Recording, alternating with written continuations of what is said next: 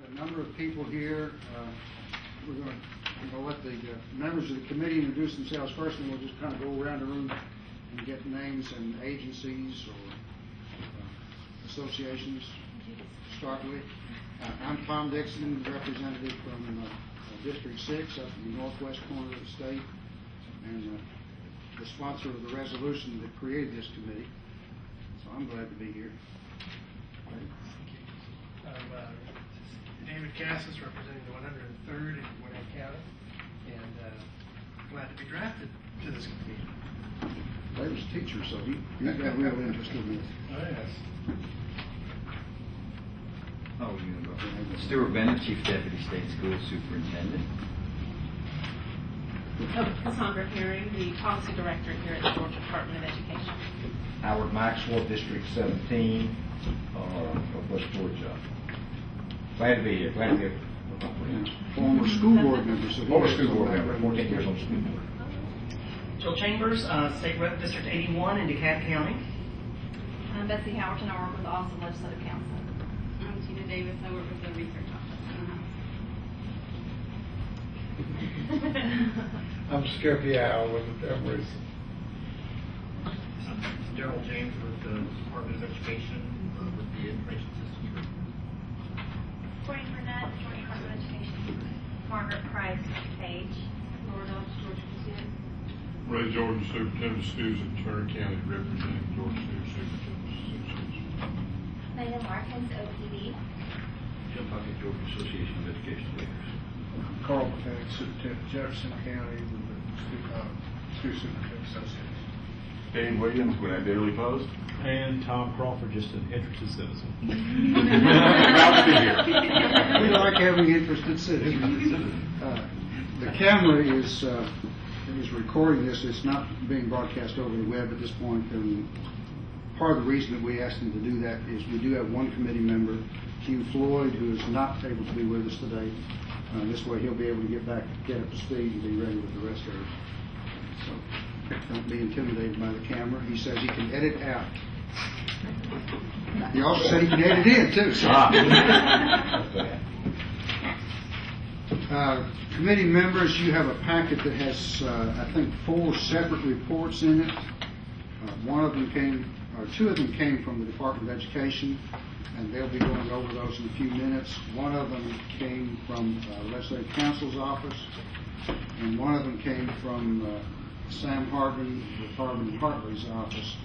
All of them are looking at reporting requirements from maybe a little different perspective, and that's why when you look at them, you may wonder, well, why aren't they all the same? But some of them approach it simply from reporting that's required in Title 20. One of the things from the Department of Ed is the data elements that are in the student record, and so there is some variation from one of these reports to another, and we will be looking through those. You also have in just writing material and an agenda in your packets. We have copies of some of these reports. For others, we'll let them go as far as they go. We'll get those passed around as we take them up. You also have in your packet a copy of the resolution.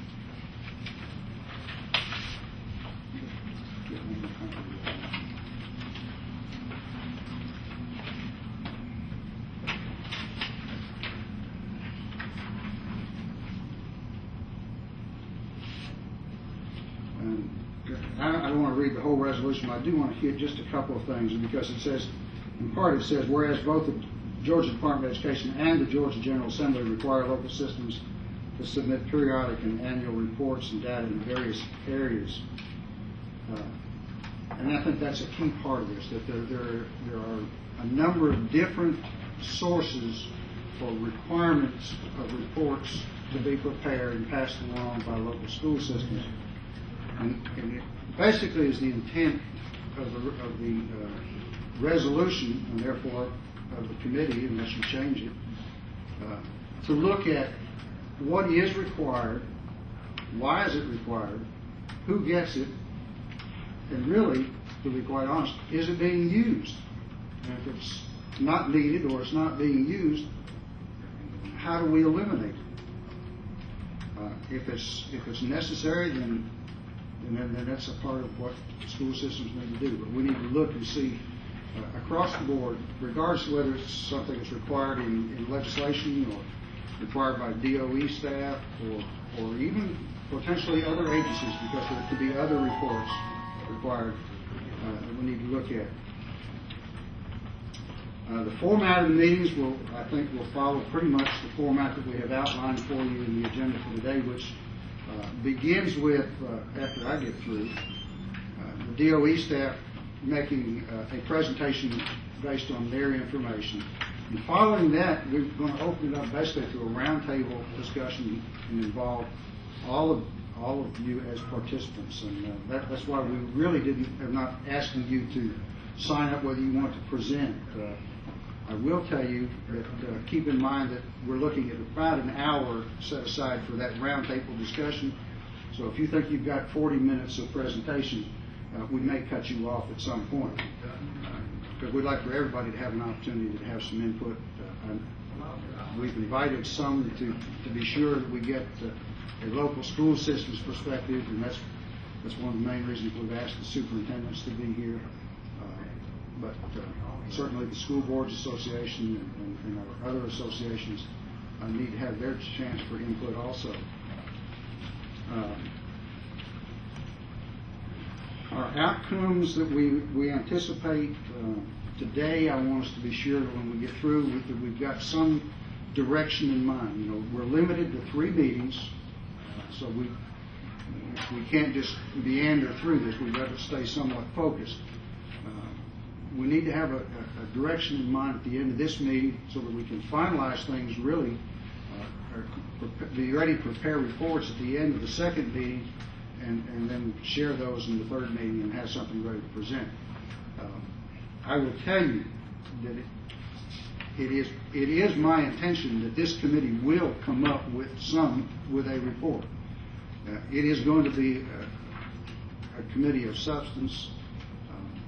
If legislation is required, then the committee will, if they can agree on it, will make a recommendation as to whatever legislation is required. But keep that in mind from beginning to end. This is not just an exercise in futility.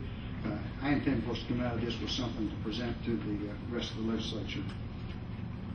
At the end of the day today, we will need to look at potential meeting dates for the next 2 meetings and get that, so we can get that scheduled. We had a very difficult time scheduling this one. I don't know how many dates we tried, but it was somewhere around 15 or 20, I think. So we'll need to take a look at that at the end of the day today. Any questions about scope or where we're going to go today? Okay. And we'll invite our DOE staff members to make their presentation. Come on in. Thank you. This is Alan Meyer. He works he's a policy analyst with the department. He works with us specifically with the student information system and the data collection. Is there anybody else in the building still working? No.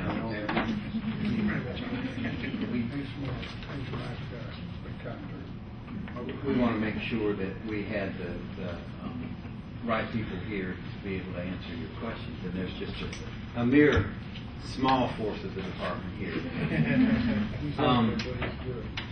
Clearly, we tried to put in your hands the most comprehensive documents that we could in terms of, since we're going to be writing a report on reporting for this at some point, with you, working with you all on this. Basically, this was a process that we began looking at the amount of data we were collecting 4 years ago with the department. As we began to design the new student information system, we were aware that in an earlier report that was produced somewhere in the early 2000s, that the department collected millions upon millions of pieces of data a year. And we, as part of the student information system process, we put together a committee of people, and we looked at the number of data elements we were collecting, and we reduced those. We tried to get it as closely as we could, to the law, which we have to look at 3 areas that we're required to collect data from. Title 20, which would be Georgia's statute, education code, any statute in there that requires the department to collect data and then report to the legislature. Not all of it results in a report to the legislature. Some of it just requires us to collect the data and create the report. Then there's federal law, and specifically in two key laws: the No Child Left Behind Act of 2001 and IDEA for all of our special education services. And there are various elements that have to be collected because we are required under No Child Left Behind to create a determination, to make a determination on the adequate yearly progress of schools, and then to determine their status under Title I, which is the funding. No Child Left Behind is the law that creates the funding under Title I. We have to collect. We had to identify in 2002, I believe, Alan, 2003, we had to identify, as we built the student information system, all of the elements that we had to collect to comply with both Title 20, IDEA, and No Child Left Behind. And there are several data elements that are required to fully gather. If you think about all of the elements under No Child Left Behind, all of the things we have to determine. We have to determine if the school's made adequate yearly progress. We have to determine if the school was safe under the unsafe school choice option, which means we have to collect discipline data that is different from the state discipline data that was required under, I believe it was House Bill 605 a number of years back.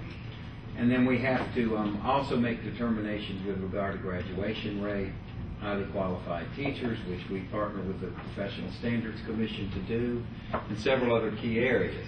All of this had to be incorporated, and that's this document, the Georgia Statewide Student Information System. This is the student record, as you referred to, Representative Dixon, that we require the downloading of every year from school districts. And Alan, would you like to touch on key points of that? Well, just to say that when we were looking through all these data elements, we took both not only what the department was presently collecting, but we also looked at what SDRC and their previous incarnation was over with, what they had also looked at during their development. And that was brought to the SIS Advisory Council, which was formed by the governor and the superintendent to help bring on the SSIS project, GSSIS. And they were given those documents to call through all the different types of elements, striking recommending elements that be struck when they were found not to be inclusive or not serving a purpose or a program or for some reason collecting data. That information was taken, and as we were going forth in creating the GSSIS, there were some necessary data elements that did end up, in my understanding, that did stay because of the way the data tables work in and of themselves. There was some necessary data that had to be populated, so not in every case was maybe a data element removed, which is just a necessity of the tools we were using to store that data. And one other area where you will hear from what's the timeline now? This is populated now and in use? That's what we're working towards right now. So it's not populated and in use right now? Are you talking about the new data warehouse? Yes. But these elements that were identified, we're in the process of uploading from each of the districts now into the data warehouse. There's a dual reporting going on right now because as we populated the old legacy system, which this data is collected under, but we also are loading into the new student information system or the data warehouse, and then we'll have one there as a safety net while we verify the correctness of the data in the new system, and then we'll flip off the old legacy system once we're sure we've done that. Now, this does require, in essence, it has required a double loading this year, but that's so that we have a new system. This new system should be a lot more efficient and a lot more robust. So the local school systems currently have all of these data elements in whatever system they're using? Those data elements are mapped from their local SIS into this new warehouse. Yeah, they're already collecting this data. We just had to come up with a way for them to load it to us, and for there to be a more efficient and more regular loading system, because as the old system, as you know, you were forced into this window of right at the end of school, once the school year was shut down, of having these massive uploads to the department. And under No Child Left, once we attempted to create the program to make the AYP determinations under No Child Left Behind, this created a situation where people were having to stay up nights to get this done. The systems were put under this tremendous uploading requirement to us that took days and weeks to do. And what we're trying to do with the student information system is do a more regular collection, so that all that comes to us at the end of the year is any changes that were made. The student record is actually going to be populated throughout the school year. And we're there almost. I mean, this is the point where we bring it into line. The original plan was to have this loaded for the 06-07 school year, and that's where we are right now, populating the new system with it. The question that comes to bear for this committee is, are we asking for extraneous information beyond what's required by state or federal law? And that's, I'm assuming, one of the goals of this committee to make any of those determinations. Surely the department's open to that. If we tried to reduce it and have reduced it a good bit since we began the SSIS process. But the question becomes now, what's left? And I know you look at this and you think, oh my gosh, you should have seen it before. I mean, there was a lot of information.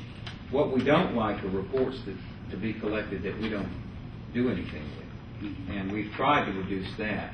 But there are still a lot of things, and that's what this document will show you. And I don't know how comprehensive it is. Everything we could find in terms of Title 20, what's required. But back to Tom's question a while ago, though, about the GSSIS and the dual systems you're running now. When are you hoping to do away with this dual run? Is it going to be the end of the 07 school year? To be honest with you, I'd like it to be no later than the end of next school year.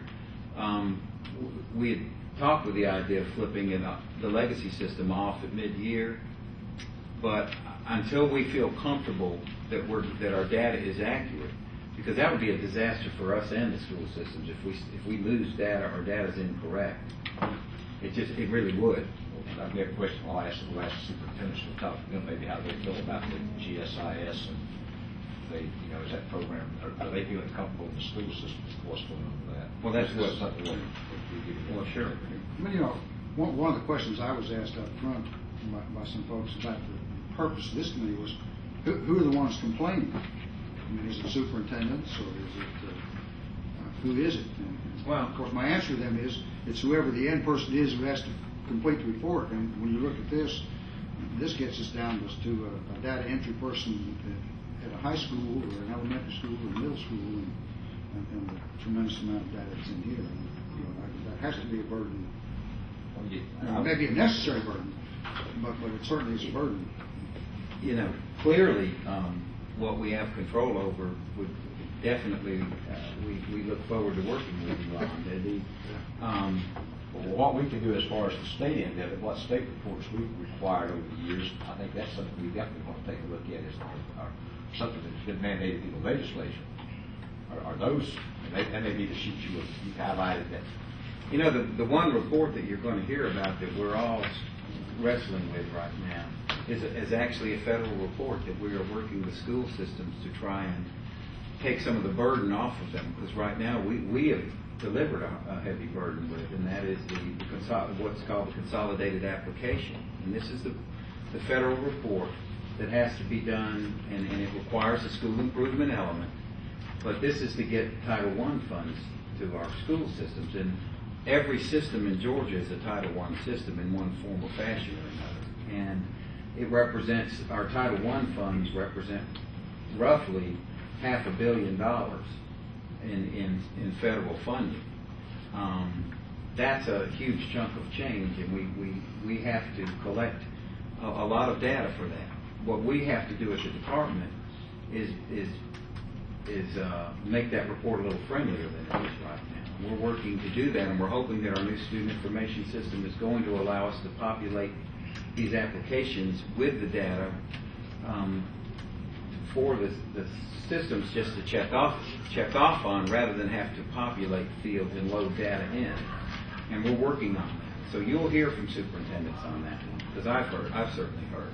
And I tell you up front that that's an issue we're having, but we're going to have to address that from the department level, and Superintendent Cox is committed to doing that, and has committed to the superintendent that she would address that. That's one area. The other areas do become these issues of statute, and I think that it might be beneficial. I just don't know how much time, but Dr. Herring we can walk through the statutes very quickly with you, and then start to compare it to elements in here. Some of them you have to, we tried to combine elements in the student report with several statutes if we can. Like if it's an element that we can collect that meets the qualifications for a state law and No Child Left Behind, so be it. And that's why we have to have so much student demographic data. Because remember that in No Child Left Behind too, that we have to report out disaggregated data. So we have to collect a lot of data on free and reduced lunch, on gender information, on populated subgroups, special education information, students with disabilities. Between No Child Left Behind and IDEA, there's all kinds of elements we have to collect from an IEP and report to the federal government on, and utilize this in the meantime to make an adequate yearly progress report to the feds.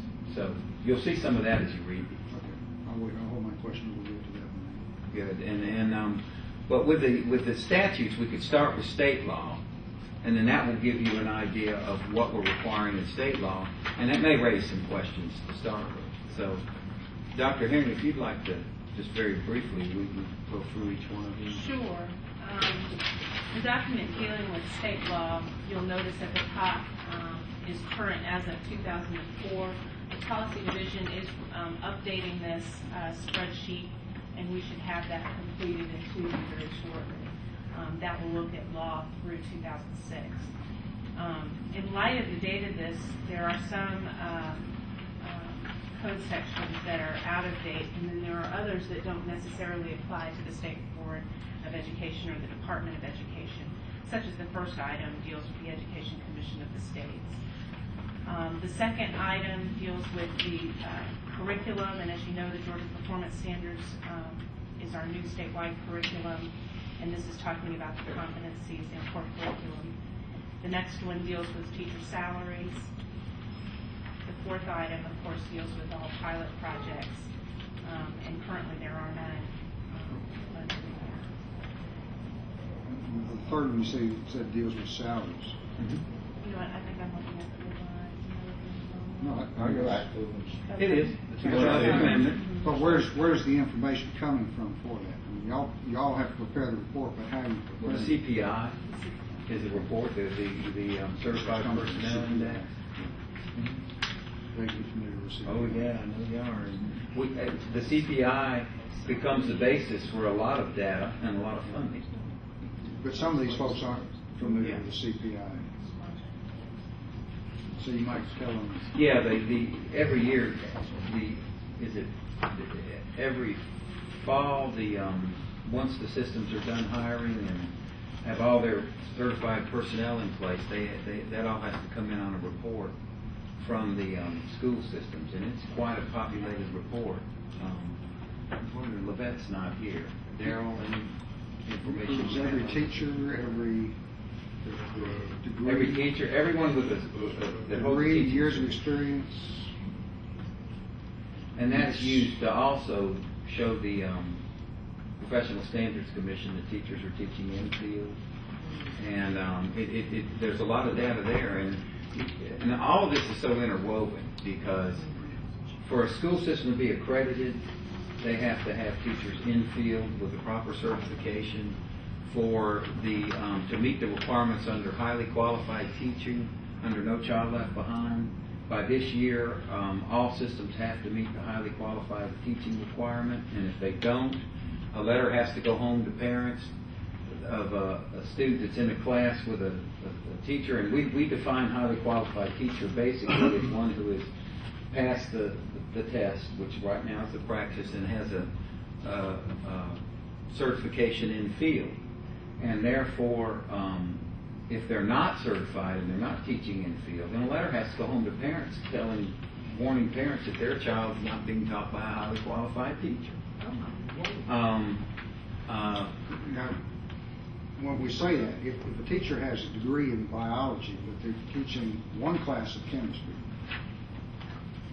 they allow for that one class, or they allow for I think it's one period out of field, but I'm not. I'll have to check that, but under that tightens up under highly qualified teaching. What? Right, 100% now, right? That's an NCLB requirement. Mm-hmm. You have to be 100% in field now, as of this year. Right. But the data that's required here to come to the House of Representatives and the Senate, I mean, I don't know why we would. What are we going to do with that? File what? I mean, Well, just be another one of the Millions of million reports we get that we never look at. I don't know why in the world. Is this is posted on y'all's website? Is it easily accessible, this type of data? the CPI is not. CPI's on? Okay. No. I mean, we do summative information from that for various other things that we Salary do. scale is. Okay. The salary scale is. Sure, salary.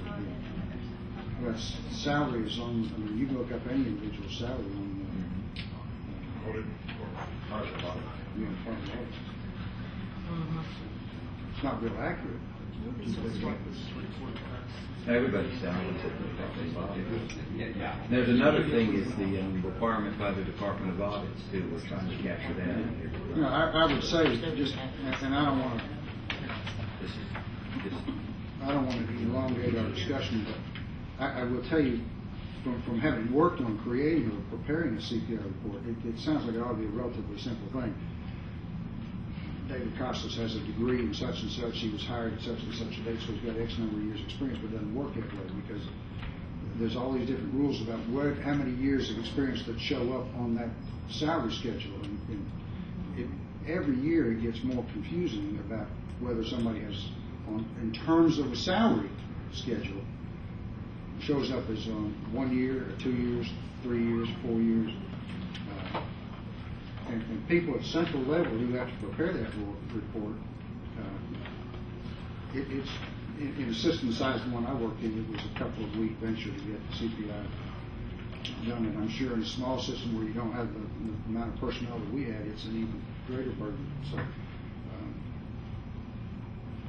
at some point, that's something we could look at too. Is how do we simplify that years of experience part of the CPI report so it does become a relatively simple venture? Well, if we'll take that, we'll make that as a takeaway from this meeting. That what we will do is do an evaluation of the CPI report, because what we'll find when we look at that report is there's several statutes or requirements that lend themselves to that report. So we can give you an impact of how to change it, of what would happen if we changed it, for instance. I'll try not to interrupt you. No, that's it. The next three items are reports of entities that are either no longer in existence or not under the purview of the Department of Education. The next item. So let me ask a question. You're not doing anything on these reports, and we're not doing any reporting if they're not. If it's not under the Department of Education or the interest is no longer there, there's no reports being generated on these three. Is that correct? That's my understanding. I can verify that. But that's my Probably not. Well, that's what we want to make sure. If we need to pass something Well, that should certainly strike it. Strike it. We need to do that. If that's Which titles are we talking about here? We're talking about the Education Coordinating Council. So 286. Right, 286. 20-2-301, Coordinated Committee for Exceptional Languages. And then the second one for that statute. Those committees or councils still exist? Do we know? Not to my knowledge, but let me find out. They're still in the law, but they have, the Education Coordinating Council hasn't met under the current administration, but they're still on the books. Okay. I mean, are there appointments made to it? It's the heads of the various agencies that impact public education. Board of Regents, State School Superintendent, Head of the Professional Standards Commission, DTAE. And currently, those folks serve on the Alliance of Agency Heads, so it's almost the alliance that's taking the place of this body. And it was part of that process of dissolving functions of the State Department of Education. Partially, and it was a big part of the A-plus Reform Act of 2000, was to have an overall committee that could pull people together. But as the agency of the Alliance of Agency Heads is a group that the governor has formed, and they're actually meeting today to have some preliminary discussions. So they're organizing now so that there's coordination between all these agencies. Now, was the alliance created through statute, or was it an executive order? No, it was just that I think the governor had asked the agency heads to meet. Okay.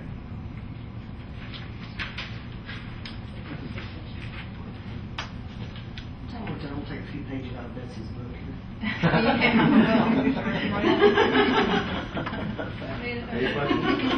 Any help?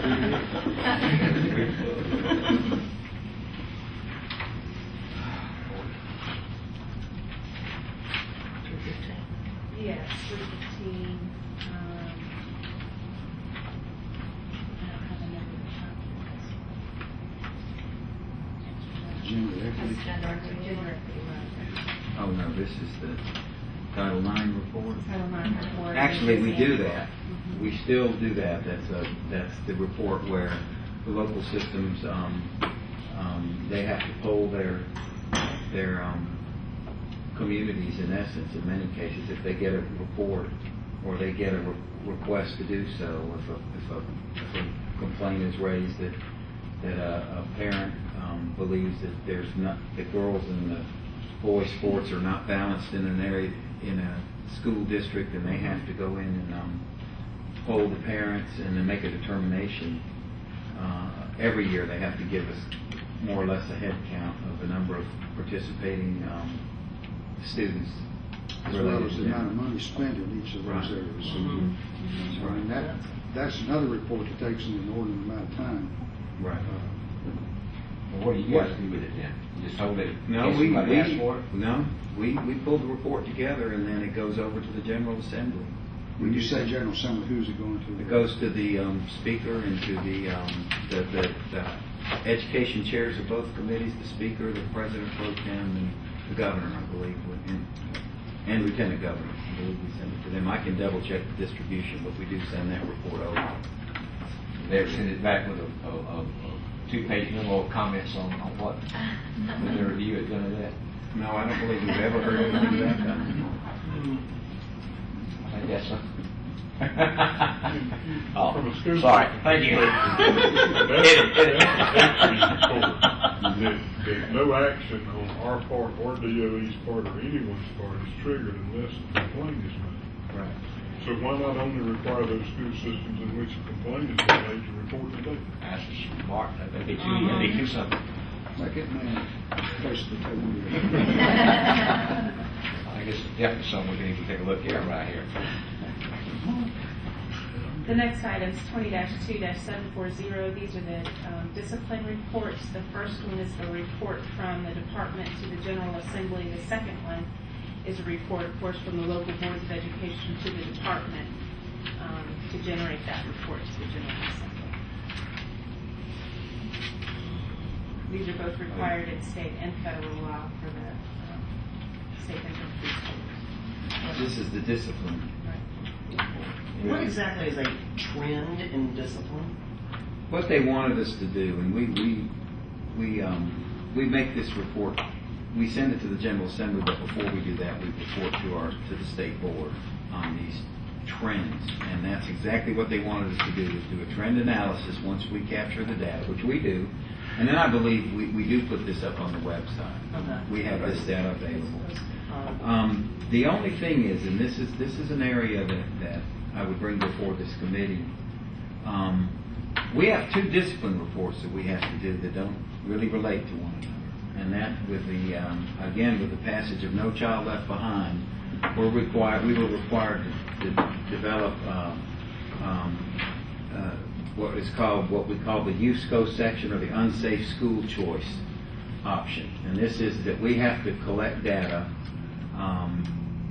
based on, and I don't have the rule in front of me, but I can make this available to all of you all. I just didn't want to come in here with a tractor trailer load of paper for you until we determine what it is that you all would need to see. But we had to come up with a rule, a state rule, which we have on determining unsafe school choice option. And what we chose, according to the national trends, was to use the 7 deadly sins in Georgia and report, for instance, on drugs and alcohol, there's a small percentage barrier that they must meet.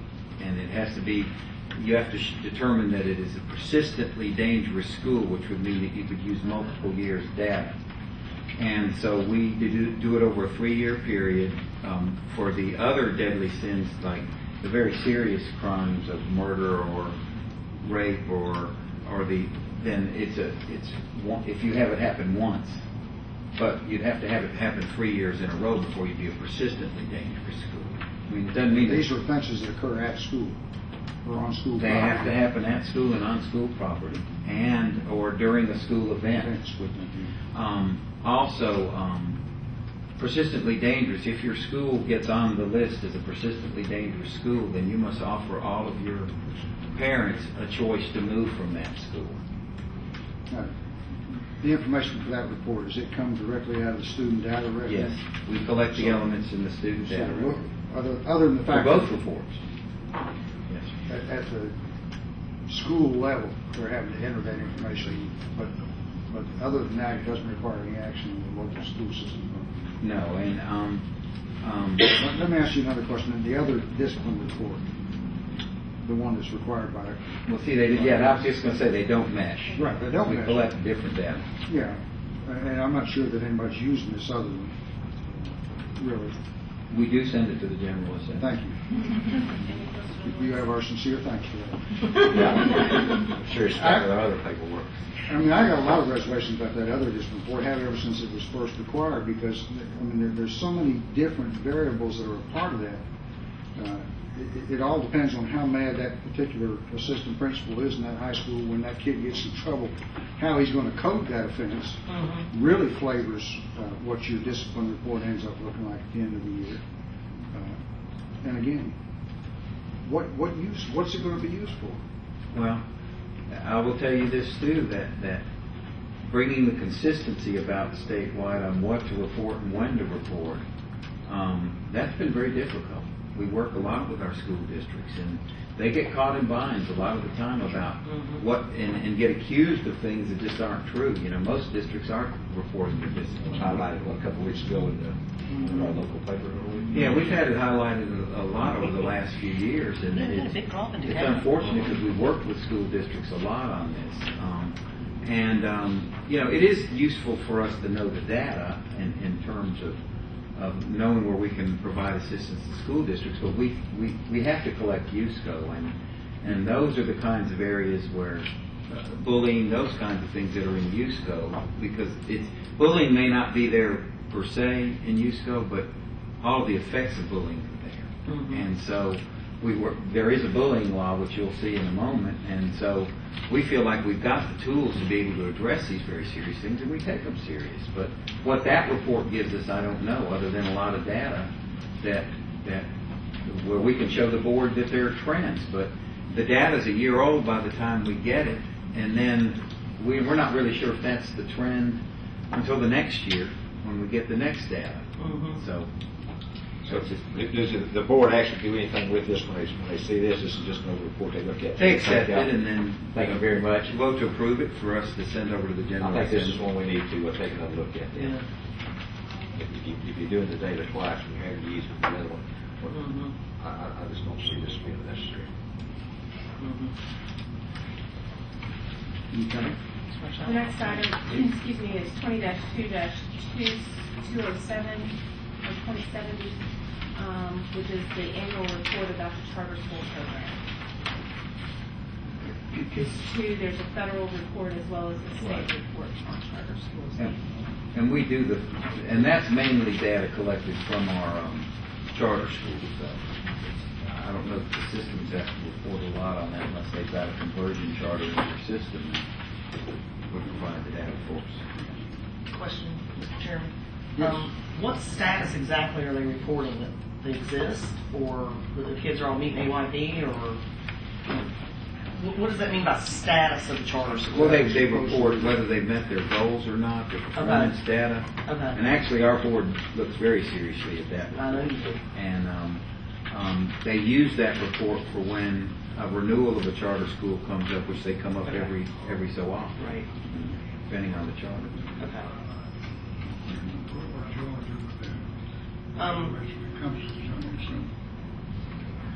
Well, some of us who are charter school advocates would use it to prove why we need more of them. Some of us who aren't charter school advocates might use it for the other reason. But Well, I don't think there's enough information I can give you I agree. I'm not sure why it actually goes to the General Assembly. I don't think we need to send it to the General Assembly if we can get it on request. That doesn't solve that. That just eliminates a step for the Department of Education. It's not a hell of a system. Yeah, they need to kill another tree. They can put it on the web. The next series of statutes aren't necessarily DOE, but they are requirements of school districts, and we wanted to include them in the presentation today. And the next one deals with the Georgia High School Athletic Association.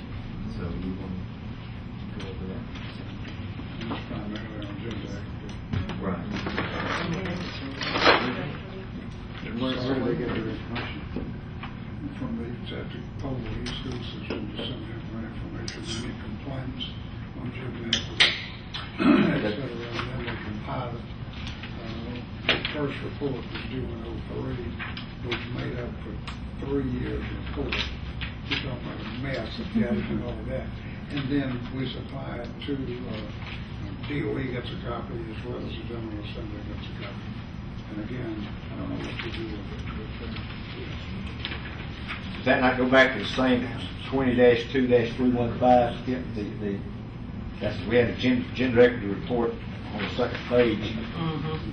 No, that one's a little different, Howard, as to what they're looking at salary wise and all, than what this other one does. You looked at Got the same gender discrimination. Yeah, that's what I think. Yeah. Discrimination. So it's like 315 could fall into 316 pretty easily, couldn't it? I don't know if we need either one of them. So let's get rid of sports and school anyways. Well, I think the difference is the data there. I mean, there's a lot of, it's very data heavy what DOE is collecting. And they're collecting like complaints, and things like that, requests for information, that kind of thing. So they don't have all the data that DOE does. The DOE report's probably this big, and their report, I'm sure, probably this big. Which one's the actual DOE report? 316? 315. Oh, 315 is the. That's the one with all the breakdown where the money's spent, how many girls and boys are in each sport, all that kind of thing. That's the Title IX. Yeah, each sport they offer, surveys, that kind of thing. Looks like a federal dates and Title IX. It mirrors all the Title IX stuff, yeah. I think that's something we need to look at, though, because we talked on the other one about letting it be triggered only by a complaint. If this one deals only with complaints also, we may look at how the two can be combined, and again, the trigger be some kind of complaint. Mr. Chairman, as I read this, though, it sounds as though it refers to something other than gender equity. when it talks to, shall address the number, type, and disposition of written requests for the association to organize and administer regional or state events for additional or different sports. And that may be something outside of gender equity or in addition to it. I remember correctly, this was driven by we align with regions. Does that sound familiar? Oh, yeah. Somewhere in the middle. Well, let's, we'll look The more text closely. doesn't sound like gender equity. Right. Maybe have any of that. Yeah, we'll take a look at that. We're down to about 15 minutes for the DOE staff here, so we might want Sure. to move them along. Okay. Just to run through the others, 20-14-5, again, that's the Education Coordinating Council that is still in law, but it's not active currently. 20-14-11. Did we gotten that report lately? I mean, is that report being... We have, that has become pretty inactive. We only go to conferences and stuff where we're down. They're a good policy organization, and I know that there are appointments made to that. The governor appoints the members that represent Georgia, but I know that ECS. But I don't think we could. It's 2014-5 on the last page. Oh, right. The last page shows Sutton County. Yeah, that's what that is. That's just the council. We don't do a report. But it's still required by law? It's required by law, but y'all aren't doing it? Well, it says that the council should do the report, and the council doesn't have any members, so. I'm not going. I like to punt now and then. I'm an old football coach. I will tell you this, that the ECC has to be called. The meeting would have to be called by the governor, and he has to call it. So, and that's not that's strictly, I would assume that His choice. That's his choice. So It's one meeting. there would be no report to give. That's what I want to see. 20-14-11 again is a commission that's appointed by the governor. That's the ECC. Oh, this, yes. Okay, that's the enabling legislation. Those represents the parts of Georgia code that require a report to the General Assembly. Now there are still other portions of Title 20 that require a report by a system to the DOE or to another agency. And Ms. Howerton, and I know that you mentioned a report from Phil Hartley, those would probably cover those laws. And I will tell you that just looking through the elements, you'll see elements that require how many students were retained in grades 3, 5, and 8, and how to determine. There's several elements around that. Well, as you know, in 2004, the General Assembly went forward. It was actually passed in 2002. The gateways at grades 3, 5, and 8, and so we have to track not only the retention of students, but the whether they were given remediation and retested again and then went on. So the law there is very specific in requirements. Now that's not one where we file a report to you all, but we do have to collect that information by law. So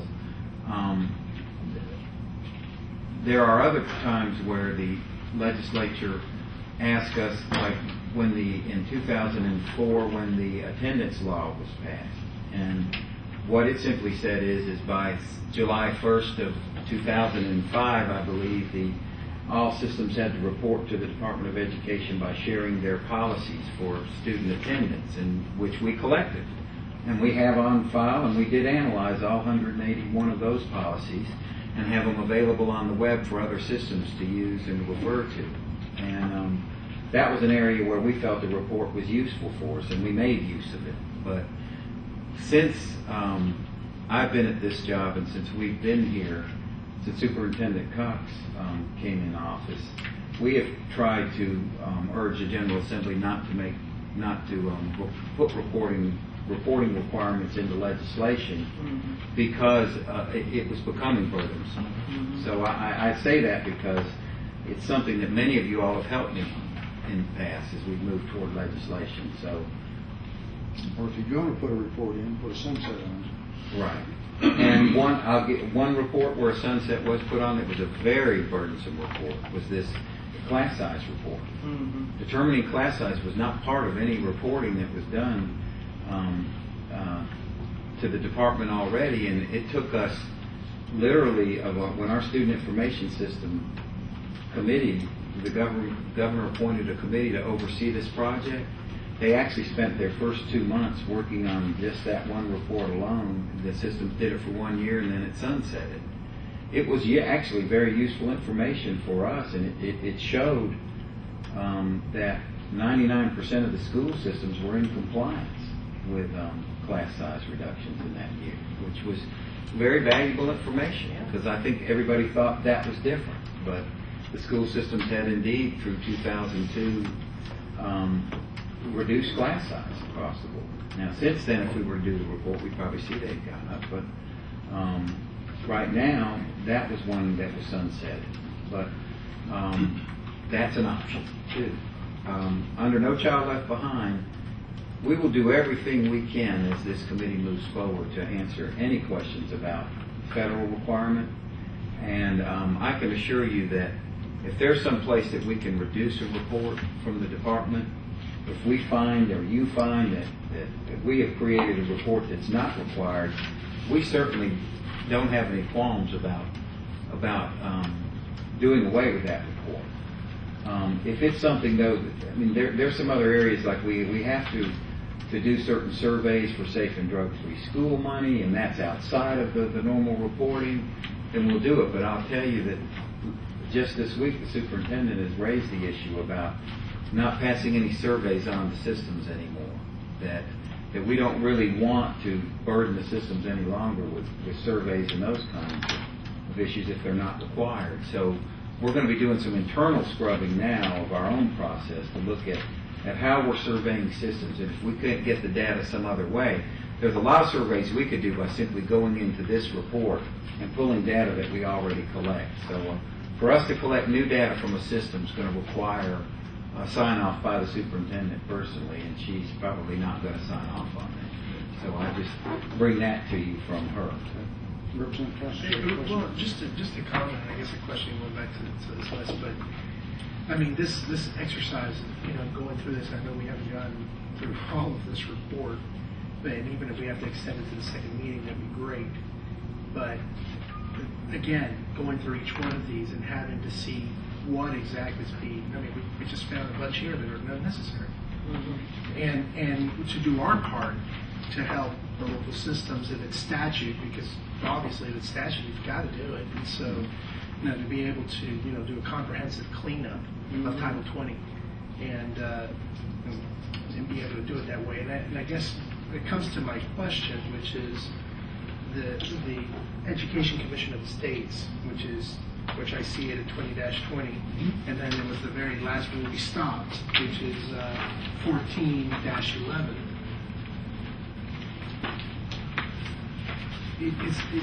Is that title, is that something that the member states of this organization have agreed to put into statute, or is this something that... This is actually ECC, the Education Coordinating Task Force. This is in 1187. It was 1187. It's the coordinating council. Right. 1411 is the first one. Yeah. Okay, so 1411 is, so 2-20, that is the Education Commission of the States. Mm-hmm. That's a national organization. Right. Now, why is it in statute? It goes back to a time where they pushed the states to put it in statute, to make a commitment by the governor to join their organization. Many states have withdrawn from it.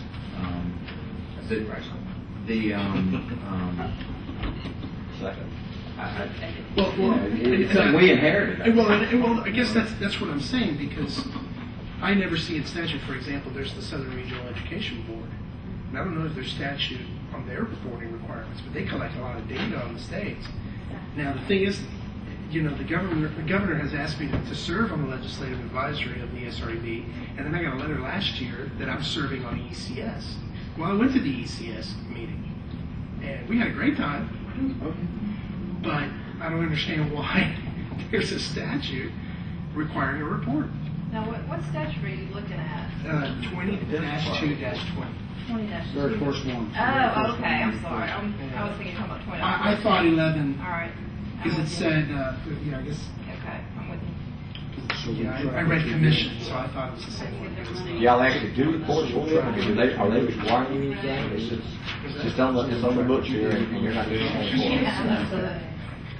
At times, they'll send surveys of the states that we complete and send back to them. But We participate with them in policy conferences and that sort of thing, where they're trying to work on national policy. Our folks will go out and meet with them.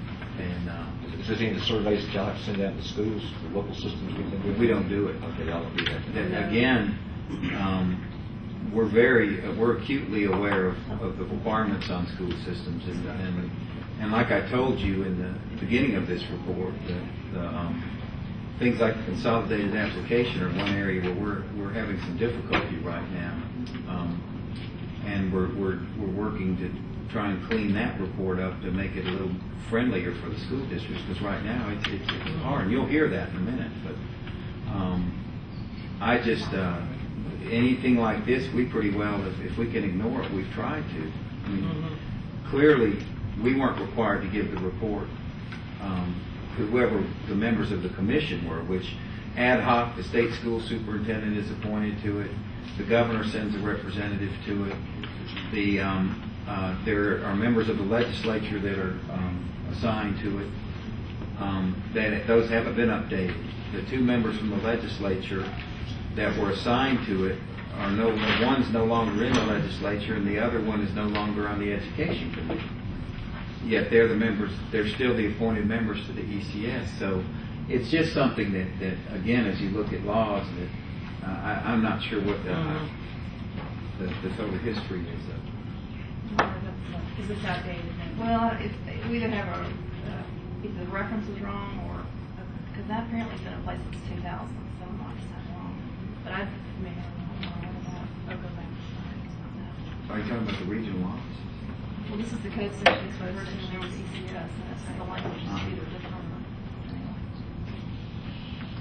Okay. Again, this spreadsheet is being updated correctly, and so we'll have a finished copy this week. So we can continue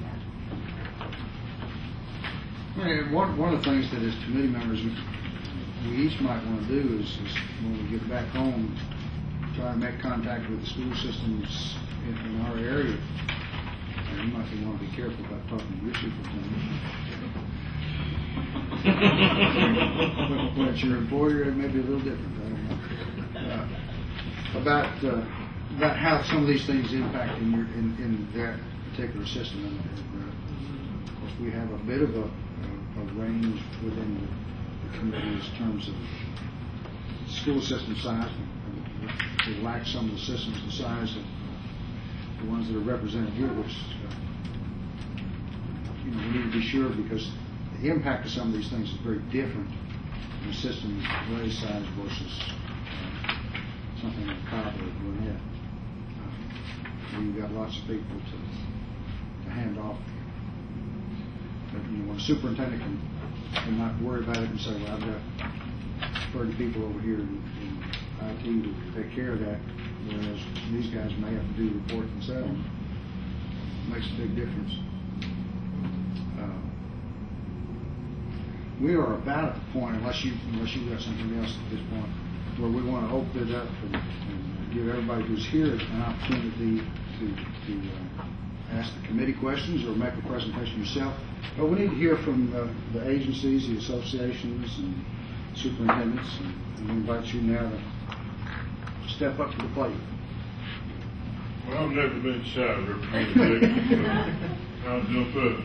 Again, I'm Ray Jordan, Superintendent of Schools in Turner County, and I've been in that position for about 3.5 years. But prior to that, I was the technology director for our school district and was responsible for creating and generating most of these reports. The list of reports that you've been given in writing today only scratch the surface of those that are required by school districts to present.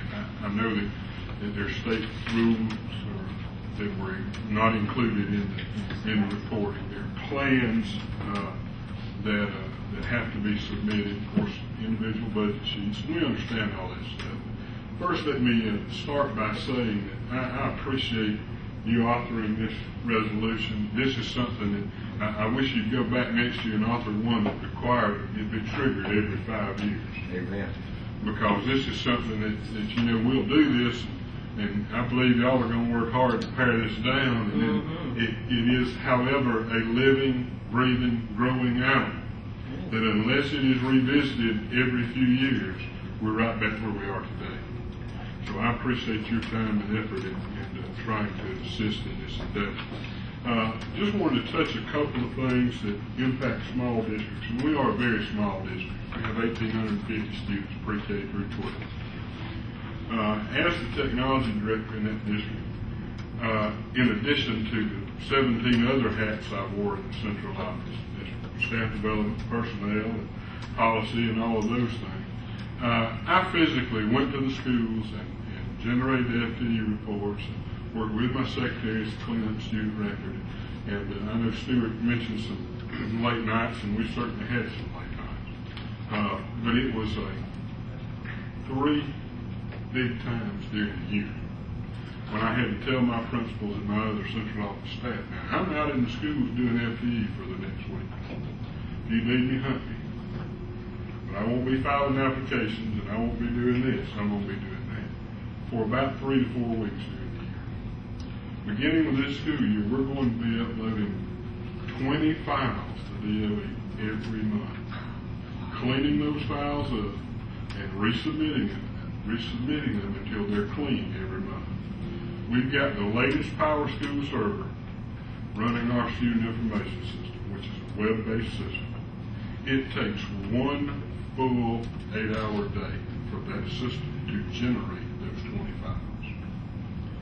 So that each time we have to do that, it's 1 full day of somebody waiting to see that that gets done.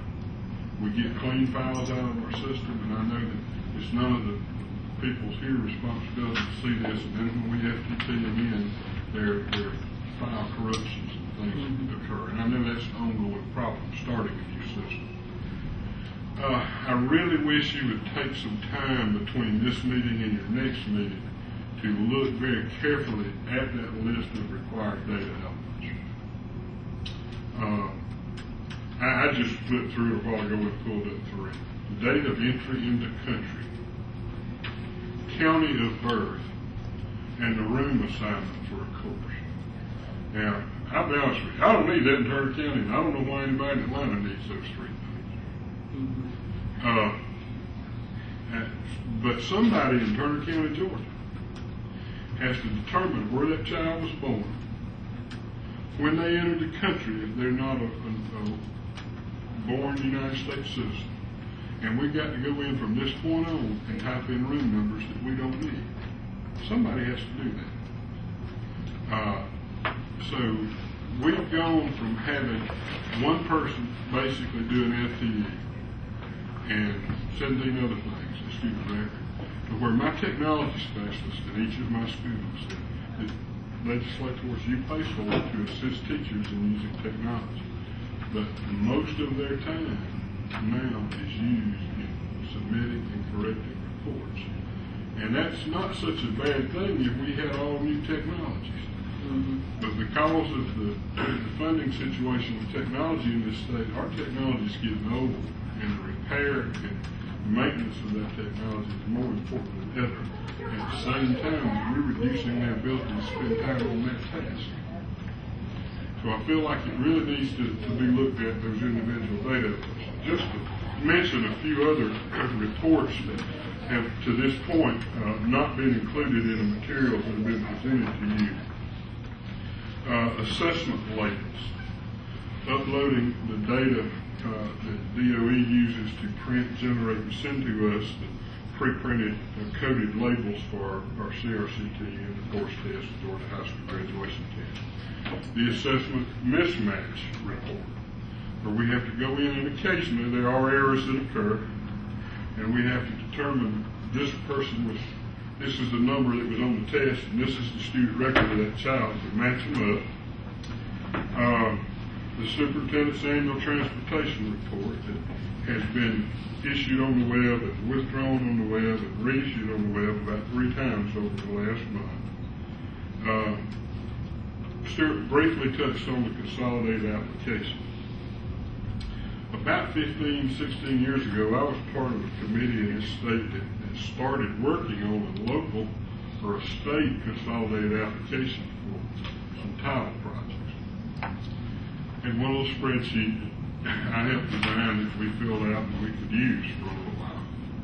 Then consolidated application started, and we had to do some reporting. The first year we had to do a 5-year student improvement plan, which he mentioned, I believe, is that the improvement plan had to be part of the consolidated application. But those plans should be of use to the local school district. It ought to be able to be in a format and a design that is meaningful to me and my leadership team and my teachers and my parents and my stakeholders. Yet we're given a template that we have to cut and paste our information into. Now, certainly in today's world, that's not a difficult task, but someone has to devote the time to cut and paste in the proper place. And for us, time and personnel is a big, big issue.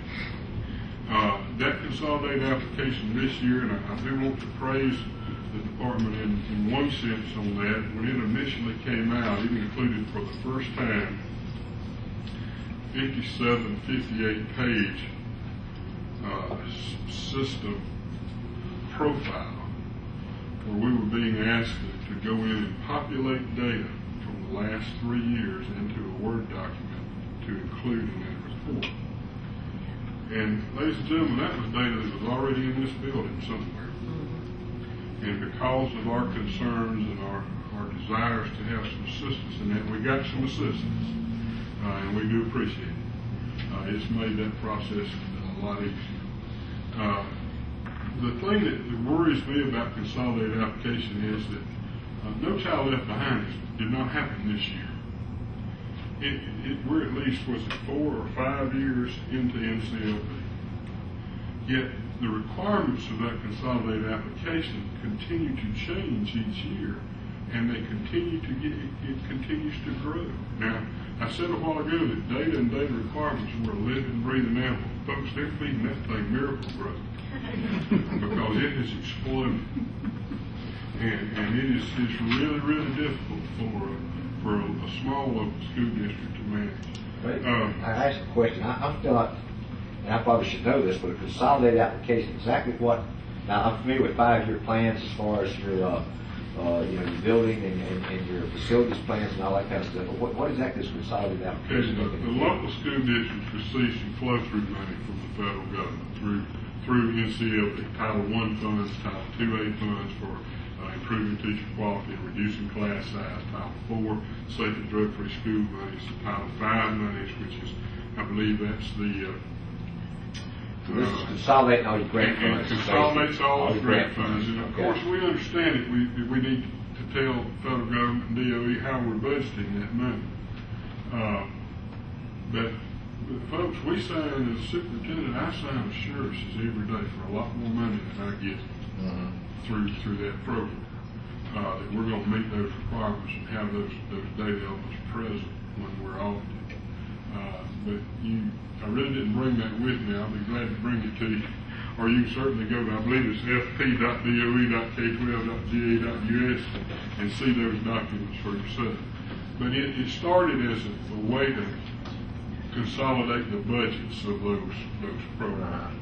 And it has grown, however, into where we have to have new student improvement plans. We have to have narrative descriptors. There are some 50 narratives that have to be written as part of that process this year. Is that still part of the process of getting your funds from the federal government? Or is that part of the DOE? process of getting them down to grants management so we can draw them down to the local school district. I can't answer your other question. So we're not sure if that's federal requirements or state then. Well, my concern is that there may be some new state requirements because we're dealing with a 5-year-old law and these requirements keep changing. Last question. You mentioned that you were having to just cut and paste into a Word document. Are these reporting and data, are they using commercial programs? And Stuart, you might be the best one to answer this. As far as rather the than website Word. goes, I think this is where they have used some commercial products. Our SSIS was incorporate some commercial products in it that were subs out from our contractor. We didn't really write a whole lot of new code for this because that would have just been reinventing a wheel. Mm-hmm. But this is an area that Ray's bringing up that I'm not going to sit here and disagree with him on. We became aware that there was a problem with this when we got a call from his office. I talked to Superintendent Bethune here on an issue. Several superintendents called me, and that's when we were aware that there was a problem. I think there were some issues from our folks, and they were trying to consolidate to school improvement planning because the feds do require a school improvement plan for this. We also require them under No Child Left Behind for if you're a needs improvement school or you have a needs improvement school, you have to do a school improvement plan. We were trying to consolidate all of those into one, and we're just not there yet. And so their complaints with the department are legitimate. And that's why I brought it up myself, because we clearly didn't do as clean a job with that as we're going to next year. We did clean it up as much as we could immediately.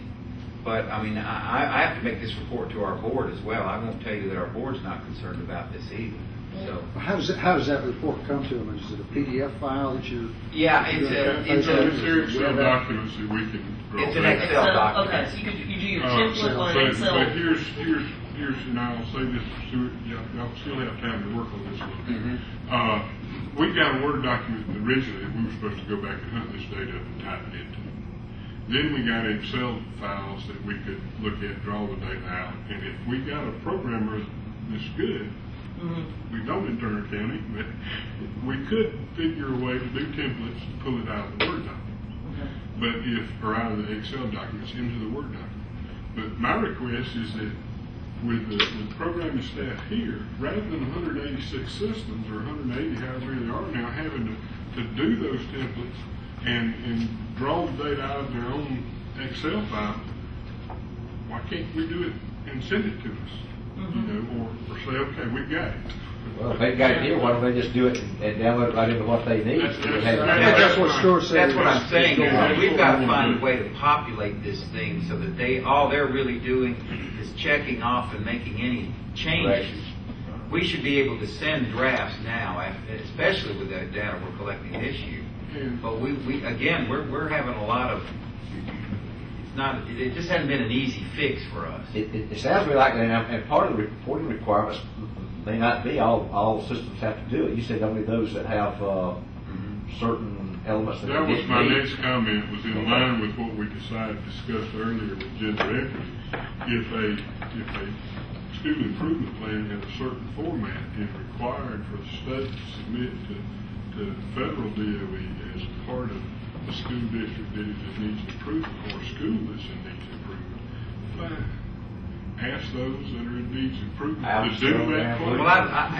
But those of us that are making AYP and the school district is not in needs improvement, I don't really want to have to take my plan that I carry around with me everywhere I go. And when somebody asks to go to a conference, I say, show that to me in the plan. I don't want to have to take that and put it in another format and send it up. Just to upload it up here. That just kind of seems like reinventing the wheel. We continue to be required, and I know this is part of the E-rate funding, the SLD E-rate funding, to do a technology plan. But folks, it is extensive in nature what they were being asked to do, and there's no money attached to it. I mean, you know at the legislature that lottery money for technology is gone. As of right now, it looks like 2D flow-through money is going to be gone. And it's just going to be competitive for next year. So we're doing an awful lot of time telling somebody else what we want to do and envision for technology in Turner County when the people we're telling can't help us. You know, they're not paying us any money or going to provide any of that funding. It's a local plan, a local decision, locally funded. So let us plan what we need to plan locally to get it done. The CIP or CPI we mentioned earlier, one of the problems, the big problems that we have is so time consuming with CPI. It's not the degree and the years of experience and that sort of thing. It's having to code in there that this person spends 25% of their day teaching gifted kids and 50% of their day teaching EIP kids and 25% of their kids day teaching regular children. That's a lot of hand calculation. I mean, we literally have to take those teachers' class roles, go through and say how many of these kids are gifted, what percentage of the class is that, so what percentage of the salary is that, and I don't know that helps us anyway. We just, and this has nothing to do with DOE, so breathe easy. Just got some information this week from PSC about a new report we're required to do on vacancies. Did you get that? Where there's a new process where we go and we've got to go in and put three times a year or 4 times a year what vacancies we have in the school district. Title IX report we covered. My understanding of that requirement is they're trying to get an idea on teacher recruitment and retention in the state because we know we're short so many tens of thousands of teachers now, and with other states having made so many, they've done many legal promotions in terms of their legislatures and all, and governors passing packages to try and recruit and retrain teachers, is we've got to find some way to find out what's happening with Georgia's teacher force. So I know that there was some discussion between several agencies to try and track how our vacancies are going. Because there are so many questions that come up about teacher salaries, and are salaries competitive? Is teaching in Georgia competitive to other states? So that's where some of that may be coming. And of course, I wasn't telling you to complain about that report, but just to let you know it was out there. Is that not something that's already available here at the state? And we don't, I mean, you mean there's unless we collect it through the CPI, we have no way of knowing. But Ray, you have to post your vacancies by law. Right. You have to post vacancies. You may post them generically. We'll have X number of vacancies. We just ask for more data. So if in one sense that is a duplication. Yeah. Office for Civil Rights and Equal Employment Opportunity Commission report. We have been believing and anxiously waiting for the day that the state school superintendent writes the superintendents and says, you no longer have to fill out these reports.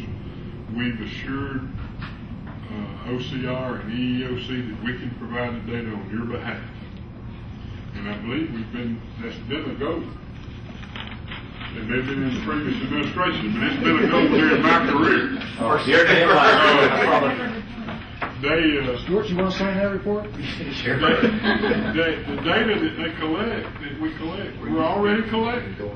How many special education students are in the school system? How many children were paddled? How many children were suspended? How many white kids are in this class? How many black kids are in this class?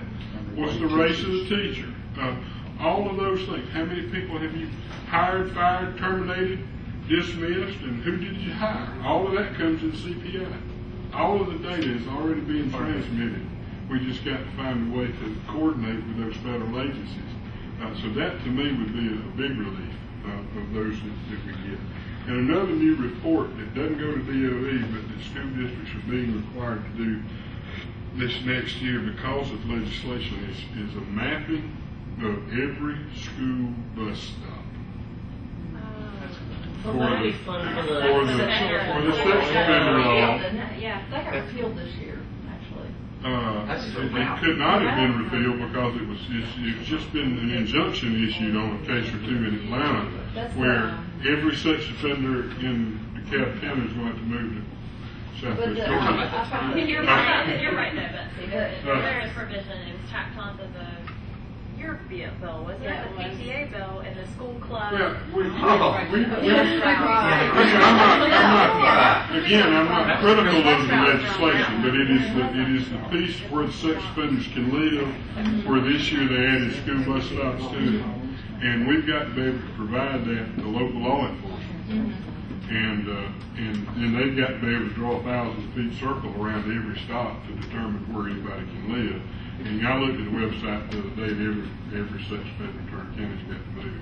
Well, start saying every house would be a bus stop, so, Yeah, almost.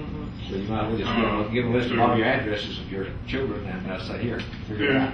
I've got a couple hundred of them in my district. Can't stop anywhere. What we would ask for me as a superintendent, I want to tell you, and please be assured, Stuart and other DOE staff, that we want to provide any data that is going to assist us and the department in reaching our goal of leading the nation in student achievement. Any piece of data that you need out of Turner County, I'll get my truck and drive up here personally and bring it to you if it's going to have that result. But please understand and remember that if it's not a piece of information that we need to run our school and improve student achievement on a local level, then somebody is sitting down, typing in, generating that data into the student information system for the sole purpose of sending it to the lab. And so please make an effort to look at that data and make sure it has as its goal leading the nation in student achievement. And if it doesn't, let's leave it in Turner County. Thank you. Thank you. Appreciate it.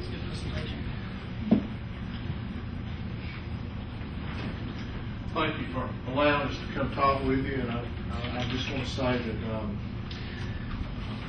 Tom, I appreciate your responsiveness in sponsoring this bill, and I want to say that the department has listened to us, but there's still so many things. I surveyed all of our recent superintendents and asked them the question when I got the request to come before this committee. And they mentioned things like consolidated application. They mentioned transportation reports. One that hadn't been mentioned is the CS1 report. FTE, student information, IDEA, attendance data, dropouts, the driver's license logs, where we have to report those folks. Special ed, and what mentioned here about discipline, special ed has a different discipline report than any of the others that we've mentioned. E-rate was mentioned. It seems like we could do a little better job in helping the systems with E-rate. And the PSC requirement of the vacancy reporting system. I'd just like to, I'm not going to repeat things that Ray has already mentioned, but just to give you an idea that the consolidated application is 173 pages of instructions and forms. And then we have to do narratives on top of that, which broaden the perspective. School was out for most of us in May. We didn't get this until late. School improvement plans are already done, but we're supposed to make it fit. And it's not connected. And I will say that when we started talking with Stuart, he did try to provide the data and get the information in. We need that earlier if it's going to be the requirement. We've been working on the consolidated application for years. The first time we did it, we had a lot of technical glitches. We said, well, it'll be better the next year. The stakes are higher than they used to be. We used to be information, we would report information to agencies, to states. But now we have to go further. We have to apply the information, we have to analyze the information, because it has financial ramifications to us. That takes time, as has been mentioned. The clerks, we're the clerks for a lot of agencies, the Department of Labor. We now have to send the reporting to the Department of Labor in electronic format. Well, we used to send information up there in a report, but this is an application function that we're doing. And health benefits, we're having to send those up now in an electronic format. So that when Governor Miller was here and we had the redirection of funds and 5% cuts, well, the state agencies maybe were making cuts, but it was just flowing downhill to us. So local systems have been, and let me say this, we get accused in the local system of sending it out to the schools, to the principals and to the secretaries there. So I mean, and so people aren't about doing the work of helping students. My curriculum director was called Consolidate Application. I'm going to have to send her away on a hiatus somewhere and lock the door. But she's not a curriculum director. She needs to be working on curriculum. But you can't turn this over to just a clerk or someone to cut and paste and fill out. You got to understand that it's not a cut and paste situation, right? He went out and did it himself. We're a medium-sized system. We're 3,300 students. We don't have the staff. We have a couple of people in our central office. Some of those folks are paid out of federal funds. And the other thing about Consolidated Application is the budget sheets will not even come out until August 15th to be sent. You can't submit them before August 15th. And then they've got to be reviewed. If something's wrong with any of them, they come back and you get a total. It may be December before we get final approval. Half the year's gone before we receive any money. Now that's the kind of implications it has for student systems. So I want to say that first of all, we need to, if we're going to have to do this type of reporting, we need it earlier. And don't lose sight that this department has been responsive, particularly Stuart and his way of trying to help us. But it is, the wagon's loaded with that particular number. The CS1 report, I understand the superintendent putting it out there for the public to see how much he makes and how much he travels and that sort of thing. I mean, that's okay. But who in the world wants to know what Parapro makes? So they're making $10,000 a year, and they might go to a staff development and get paid $4.83 travel. But somebody in our system's got to report that and CS1 with a Social Security number, name, how much they make, how much they travel for every employee in our system. Who uses that? And so I don't know where that falls. If it comes off the CPI or if there's another report that we have to do. But that was not mentioned either with the CS1. I just want to make. And I don't want to repeat anything because really it's a contradictory job. But I just repeat to you that we are loaded down and we don't have the help. We don't have the help at the entry level to make it happen. Our technology people, as was mentioned, our technology is getting older, and those folks were hired to keep those systems up and going. But now they're spending their time with this data reporting that I'm sure is necessary to someone. But I would like to again commend you for looking at it and trying to help us with what we're going to do about it. Just to add to that, in regards to the timeliness of consolidated money flow, I appreciate Superintendent Cox last year creating an interim way for us to get our money a little earlier. I hope Stuart can go back and look at that again. But part of the problem, I think, in the defense department is that the federal government is sending us those allocations later and later and later. I don't think at this point now the board's approved yet even received Title I and Title IIA and all those things. Exactly. What you do is, because federal funds go 18 months, so we're really in 07. We're waiting on the 07 funds right now. We're deep into 06, and 06 funds will really expire in September. Right now, I have to catch myself because they do overlap so much. What we'll do is the end of July, first week of August, we'll get the allotment sheets for this next budget that they're doing the consolidated application for now. We can't send a budget sheet out until we're sure because it's never guaranteed, and Congress works on the budget all the way until they're just finishing it. So when Congress finally gets it finished, there's about a 60-day delay, and then we get just the one sheet of paper on each consolidated fund telling us what our allotment is, and then we send it within days out to the systems, because they're not going to get any money until September at the rate it goes. What Superintendent Cox did last year is just forward funded it, which he could do, and which we'll probably do next year, just to keep it funding. Part of the reason we were delayed with the consolidated app was because we're trying to convert it to SSIS. I'm hoping to have some guidelines, new kind of an update to school systems in the next 10 days or so from Title I. I've asked them to give me a full report on the consolidated application. I want to know myself the questions that I will answer for you all, and that is, show me every piece of this type back to the federal law that requires it. And anything else we can take out. The only thing we got to do is make sure, like Ray asked a while ago, is that we make sure that we're not requiring the same, that we're requiring one school improvement plan, period. There's no reason why the federal government would ask for any more for Title I funds than they would ask for No Child Left Behind, because both are for them. The No Child Left Behind school improvement plan is for the feds as well. So our people began working on this 2 years ago and had consolidated most of that report. But when I saw this thing, it's huge. There are actually 37 narratives that have to be filled out. 37 narratives on top of about 50 pages of just data fields that have to be filled. Now, most of that's going to stick as we look through federal. Well, we can make this easier. There's no reason why the application, again, can't come populated.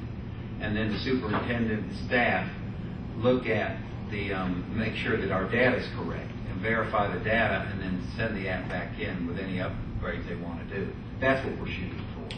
And I will, 2 areas today that I will be glad to report back to this committee is we'll go back and give you a full report on this and the CPI.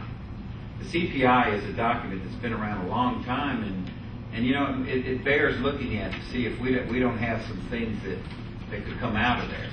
Now, the only thing that does concern me is we've recently been involved with doing a little research in the history of the civil rights legislation and the civil rights hearings that are there. I believe it's called, it was the Ridley decision in the early 70s. We still have 80 school systems that are under the Ridley order from 1970 to 71. And that requires that this data be reported. So I've asked our attorneys to give me kind of a briefing, if you will, on that decision, because I mean it predates my time in education, and we just got to go back. This is a good time to look at this. So I'll try and put that together. Who keeps them under that reporting? I mean, what's the? Actually, we don't. Who does? Nobody, other than I think there's data that we probably do report to the Office of Civil Rights from the Department of Education.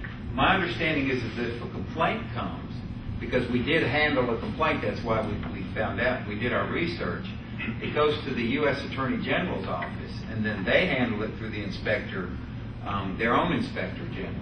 So you've got 2 federal offices that are subsets of other federal offices, and that's the Office of Civil Rights, which is a subset of the U.S. Department of Ed, that contacts and works with the Attorney General, United States Attorney General's office. We don't investigate any of that. We just simply turn over if we get a complaint to them. But the reports are required 1970 are still being done for these 80 systems. That's my fear. That's where that came They're not from. being requested. No. But just, Stuart, I don't know whether you know this or not, that those 80 systems, as we're one of them, got a request from the U.S. Attorney General about 2 months ago for all kinds of data. I'll tell you why, Everything because from the yearbook to the... you had a complaint from a neighboring county, is what happened. There was a complaint from a neighboring county. That's how we learned about all what the process was, because we didn't know what to do when we got the complaint. And we called the U.S. Department of Education, and they said, oh, no, you have to talk to OCR. OCR said, no, you have to file this complaint because it was a federal court order with the United States Attorney General's office. Now, we're under the impression, based on the letter, that they were looking at going by and going back to their data systems and doing what was necessary to give them unitary status and get them out from under that. Well, we hope so. We hope that's what came out of this, because there. I will tell you this, that we did look into the complaint of that school system toward that school system, and we found nothing. I mean, that well, you have to. We need to get us back on the topic at hand here, because we want to be sure that everybody who has something, who wants to ask questions or offer something. Mr. Chairman, I'd like to make just a comment, if I may, please. The handouts that were given to everybody, I'd like for the committee to add an additional column, and once in this column have in it what is done with the report after it has been received. Because it's saying, give it to DOE, give it to the General Assembly. That's wonderful. But what do y'all do with it after you receive it? And if the answer is, I really don't know, or we put it on a shelf, then what's the purpose? Exactly. And I would love to see that column added for your committee to look at. Jim, just three quick statements. I think my colleagues have said it well. First of all, to the committee, don't you think it's enlightening that nobody in this room has a clue as to how many reports are being required? Because we've only talked primarily about the agencies represented here. One that comes to mind is the driver's license requirement. It's driving our high school folks crazy. That's not in the purview of the state agencies here. So if there were a collection, it might be enlightening, Mr. Chairman, if you try to move some legislation through the General Assembly, if local legislators knew exactly how many requirements there were out there. About 5 years ago, the State Board of Education asked that a list be made, and I don't remember exactly. I believe at that point there were 84 required reports of local school districts. That kind of information is significant when you're trying to do legislation through the General Assembly. Secondly, you haven't seen a copy of it, but the committee members have it in their files. Is from Harbin Hartley that lists a number of those kinds of reports that you're talking about, and it's a full-page report that talks about some of those other agency reports that are required. Secondly, we all hope that the computer age would be a panacea, but I think as we've talked about the SIS and the consolidated application, it certainly hasn't been a panacea. The lady I live with, who shares my name, is responsible for the consolidated application in her small school district, and every year it takes more time and more personnel to complete that. While the purpose is certainly good, and while the department has worked hard to keep it to a minimum, as Ray and Carl said, we're taking people away from instructing students and supervising the instruction of students to complete the information. And in our zeal to protect the Hope Scholarship, let's not forget that state dollars for technology has been basically eliminated. And it's going to take state dollars to bring us up to speed on the hardware and the software that we're going to need to continue to complete these kinds of electronic reports. And finally, it's been briefly mentioned, but I'd be remiss with my membership if I didn't mention that with the exception of a few dollars that's gone into some technology support, there's been a single dollar of state support going into salaries and positions to provide the kind of support at the local school and the local school district to complete most of this information that we've talked about today. It's been an unfunded mandate, if I may use that word, and local systems have had to employ additional staff members to convert staff members from one job description to another. So that's a major burden on the local schools. Others?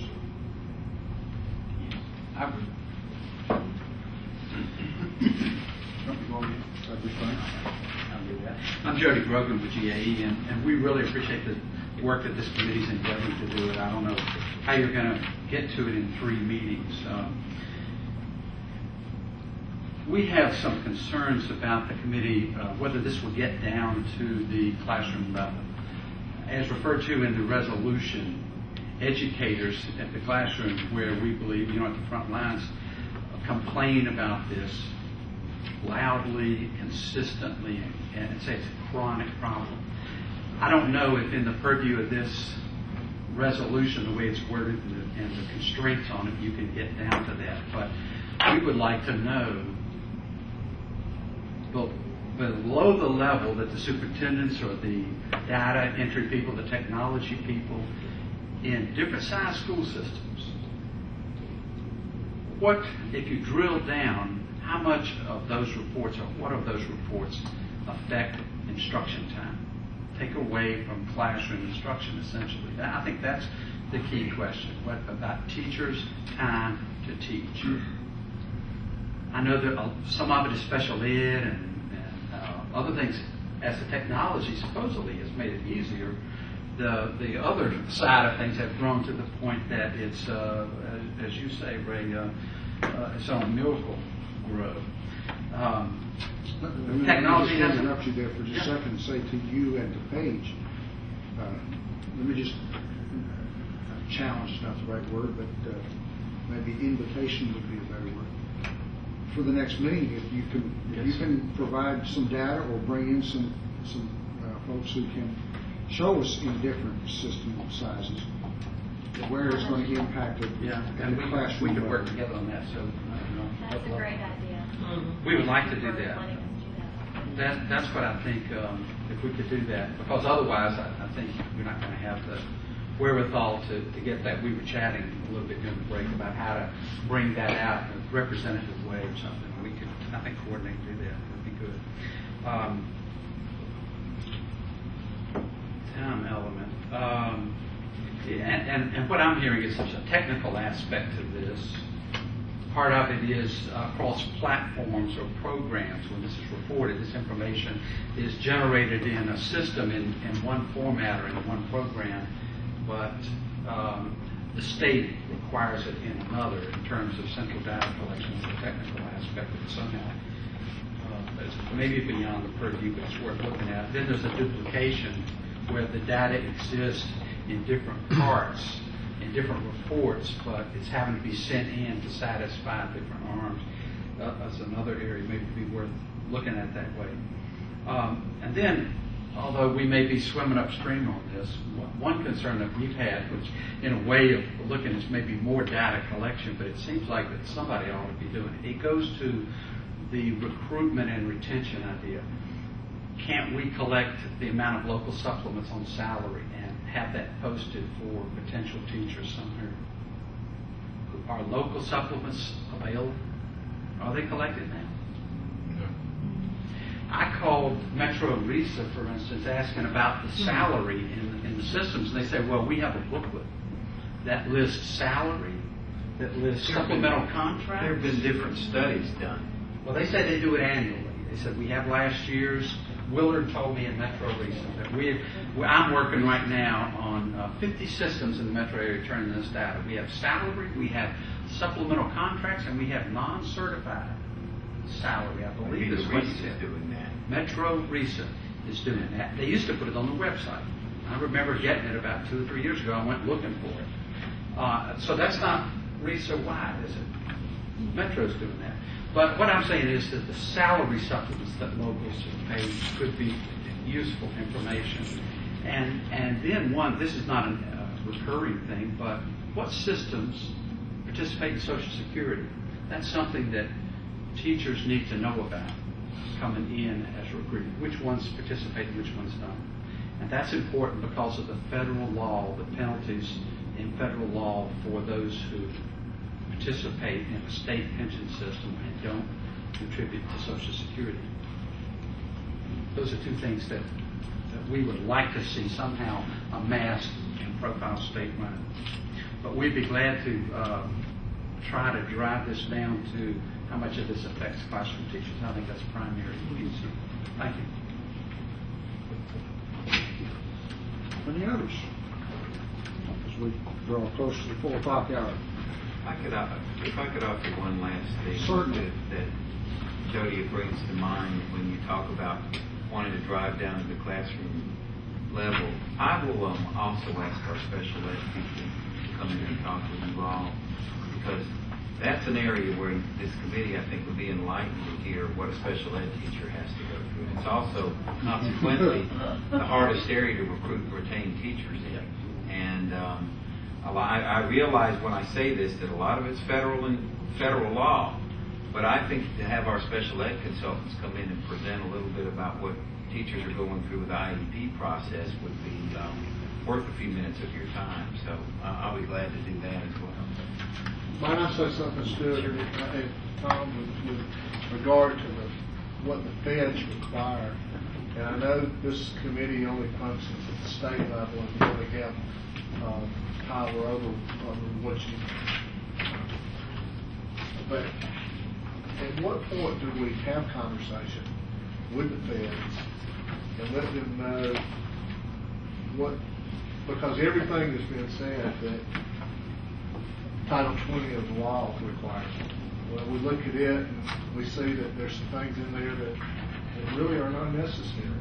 When do we have those conversations with the feds as well? I'm talking, I guess, it's the Stewart's department, because so many of these things are NCLB driven.